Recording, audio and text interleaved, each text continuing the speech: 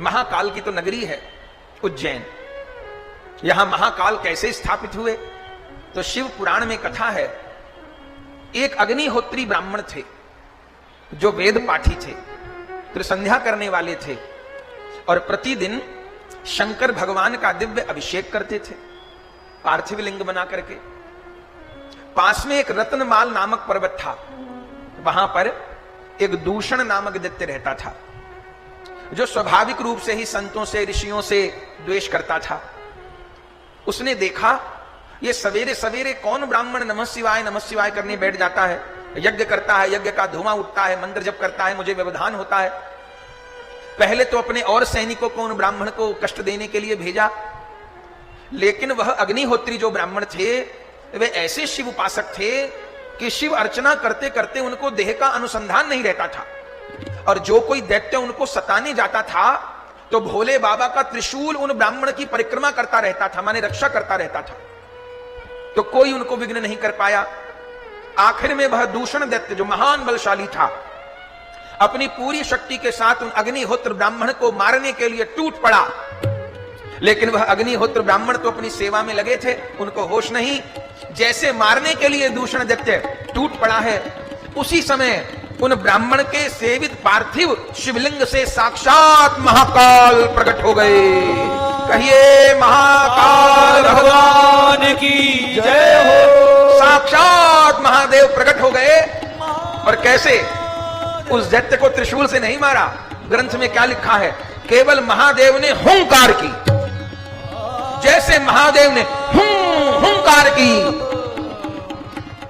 अब महाकाल की तो हुंकार भी कौन झेले? बस महाकाल ने हुंकार भरी और वह दूषण दैत्य समाप्त हो गया। महाकाल प्रकट हो गए और जैसे उन अग्निहोत्र ब्राह्मण ने साक्षात स्वरूप को देखा तो भोलानाथ के चरण पकड़ लिए। हे नाथ, ये दैत्य तो मेरे लिए बहुत परोपकारी हो गया। अभी तक तो आपके शिवलिंग बनाता था, भावना करता था, अरे मेरे जीवन की ये महान विपत्ति मेरे लिए महान संपत्ति हो गई।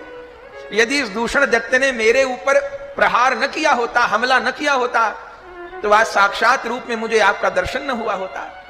हे ब्राह्मण, मैं तुम्हारी साधना से अति प्रसन्न हूं, मांगो मांगो, क्या मांगते हो? जब उस ब्राह्मण ने यही मांगा, बंधुओं जो भक्त होता है ना, वो केवल अपना कल्याण नहीं चाहता, संसारी का स्वभाव होता है बस मेरा कल्याण हो और ज्यादा से ज्यादा मेरे परिवार का, मेरे पत्नी बच्चों का। लेकिन संत उसको कहते हैं जो सारे जगत का कल्याण चाहता है, जो सबका कल्याण चाहता है।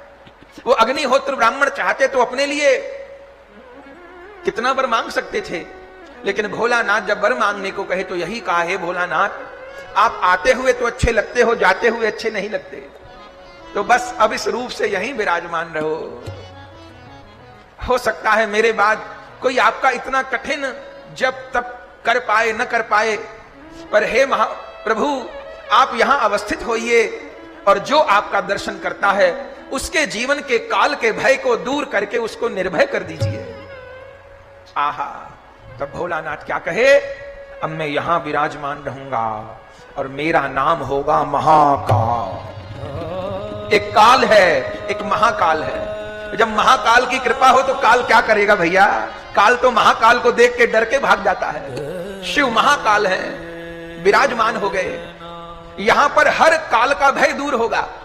इसलिए जब जन्म पत्री में काल सर्प योग होता है, और वो एक प्रकार का योग है, अगर वो है तो प्रगति में बाधा रहेगी, उसका निवारण करवाना चाहिए। लेकिन सबसे ठीक तरीके से काल सर्प योग का निवारण यदि कहीं होता है तो वो महाकाल में ही होता है। बाकी अन्य जगहों का भी उल्लेख है, लेकिन सबसे उचित रूप से, पूर्ण रूप से समाधान अगर होता है तो महाकाल जी में होता है, उज्जैन में। क्या कहना? तो महाकाल रूप में भोलानाथ विराजमान हो गए, अवस्थित हो गए। फिर कुछ काल के बाद वहां एक चंद्रसेन नामक राजा हुए, वो भी उनकी सेवा पूजा करते थे। वहीं पर एक श्रीकर नाम का गोप बालक था। तब तक ऐसे मंदिर का निर्माण नहीं हुआ था, सार्वजनिक मंदिर नहीं था। बाद में चंद्रसेन राजा हुए, वो पूजा सेवा करते थे। एक गोप बालक हुआ श्रीकर नाम का, वो अपनी मैया के साथ जा रहा था, वहां से निकला हुआ, देखा राजा अर्चना कर रहा है, सेवा कर रहा है, अपनी मैया को कहा मैं भी करूंगा। मां ने कहा बाबरे, राजा का मंदिर है वो, सब लोग नहीं जा सकते, चल यहां से। लेकिन वो बच्चा हट करता ही रहा, नहीं मैं भी शंकर जी की पूजा करूंगा। मां ने कहा बेटा वो राजा का मंदिर है। बोले तो मैं अपना अलग शिव मंदिर बनाऊंगा। कैसे? तो पास में क्षिप्रा नदी है ना, वहां से उसने एक गोल गोल पत्थर उठा लिया शंकर जी के जैसा, शिवलिंग के जैसा, और घर पर बैठ करके उसी शिवलिंग की पूजा करने लग गया, तन्मय होकर के। अभिषेक कराता था, जल चढ़ाता था, बेलपत्र चढ़ाता था, क्या क्या करता था। अम्मा बहुत दुखी हो गई, ये कुछ काम धाम ही नहीं करता, बस उस पत्थर की पूजा में लगा रहता है। तो कथा है उसकी मां ने उस पत्थर को उठा के क्षिप्रा नदी में फेंक दिया एकदम, चल हट, रात दिन इसी में लगा रहता है। तो जैसे उस शिला को उसकी मां ने फेंका नदी में, तो वो बालक व्याकुल होकर चीख चीख कर रोने लग गया, मेरे भोलानाथ, मेरे भोलानाथ, मेरे भोलानाथ। और वह बालक क्षिप्रा नदी में कूद के प्राण त्याग देता। मां व्याकुल हो जाती, वो बालक भागता रहा, मेरे भोलानाथ, मेरे भोलानाथ कहते कहते, और कूद जाना चाहता था। उसी समय उस महाकाल के शिवलिंग से पुनः महाकाल प्रकट हो गए और उस भागते डूबते बच्चे को बचा लिया। राजा देखता रह गया। और भोलानाथ ने कहा मैं महाकाल हूं, अग्निहोत्री ब्राह्मण के लिए प्रकट हुआ था, अब यह मंदिर सार्वजनिक है, केवल राजा का नहीं है, सब लोग आकर के यहां पूजा सेवा कर सकते हैं, दर्शन कर सकते हैं। तो आज महाकाल जी में भी यही नियम है, एक समय निश्चित है, उस समय जाके खूब अभिषेक करिए, दर्शन करिए, और संध्या समय तो दिव्य भस्म आरती होती है, उसका तो क्या कहना। महाकाल ये कौन से ज्योतिर्लिंग हैं? तृतीय।